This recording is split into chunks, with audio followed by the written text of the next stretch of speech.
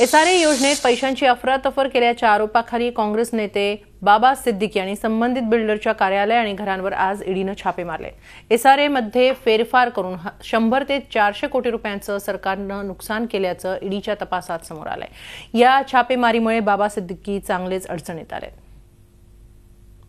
आता तुम्ही पाहू शकता बांद्रा पश्चिमकडे अल्विजा बिल्डिंग आहे, 4थ्या मजल्यावर हे बाबा सिद्दीकीचं घर आहे आणि त्याच घरांवर ही छापेमारी करण्यात आलेली आहे। अद्याप देखील ईडीची इथे कारवाई सुरू आहे। एकंदरीत हे जे 400 कोटी रुपयाचा जो घोटाळा आहे त्यामुळेच कुठेतरी काँग्रेसचे जे ज्येष्ठ नेते आहेत बाबा सिद्दीकी अडचणीमध्ये आणल्याचं दिसून येत आहे। ह्या अडचणीमुळे बाबा सिद्दीकी काँग्रेसचे ज्येष्ठ नेते म्हणून तेच आता या पूर्ण अडचणीला कशा प्रकारे सामोरे जातात आणि हा आरोप कसा सिद्ध होतोय तेच पाहणं गरजेचं आहे।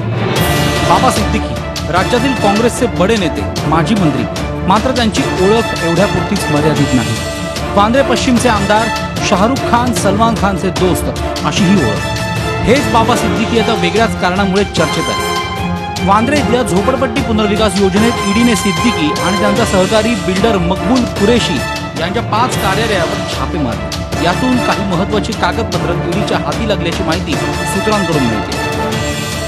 शासनाची कोट्यवधी रुपयांची फसवणूक, बनावट दस्तऐवज तयार करणे, खोटी माहिती सादर करणे, बोगस कंपन्या स्थापन करणे, बनावट बिलं बनवणे, अधिकाराचा गैरवापर करणे, काळा पैसा परदेशात पाठवणे, खोट्या कंपन्या स्थापन करून त्या माध्यमातून पैशांची अफरातफर करणे असे आरोप सिद्दीकी यांच्यावर लावण्यात आले। झोपडपट्टी पुनर्विकास योजनेअंतर्गत एखाद्या भूखंडाचा विकास करायचा असेल तर त्या भूखंडाचा काही भाग झोपडपट्टी धारकांसाठी सोडून द्यावा लागतो। मात्र हे करताना सिद्दीकी आणि कुरेशी यांनी संगनमताने बनावट कागदपत्र बनवल्याचा आणि त्या माध्यमातून सुमारे 100 ते 400 कोटी रुपयांचा घोटाळा केल्याचा आरोप करण्यात आला। या प्रकल्पांमध्ये बोगस लाभधारक असल्याचा आरोप सिद्दीकींवर होता। मकबूल याच्याकडून सिद्दीकी यांच्या कंपनीला पैसे गेल्याची कागदपत्र ईडीला मिळाली आहेत। ईडीचे अधिकारी या इमारतीमध्ये 4थ्या माळ्यावर बाबा सिद्दीकी यांची चौकशी करत आहेत।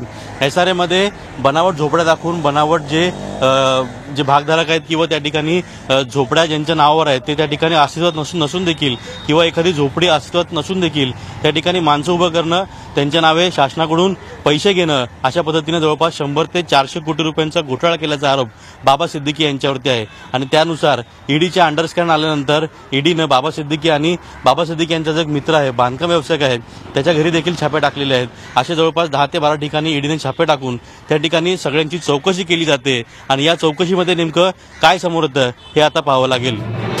ईडीने टाकलेल्या छाप्याविषयी सिद्दीकी यांनी कोणतीही प्रतिक्रिया देण्याचं टाळलं असलं तरी या छाप्यांमुळे सिद्दीकी चांगलेच अडचणीत आहे। गणेश कवडेसह अजित मांढरे, झी मीडिया, मुंबई। झी 24 तास रहा एक पाऊल पुढे।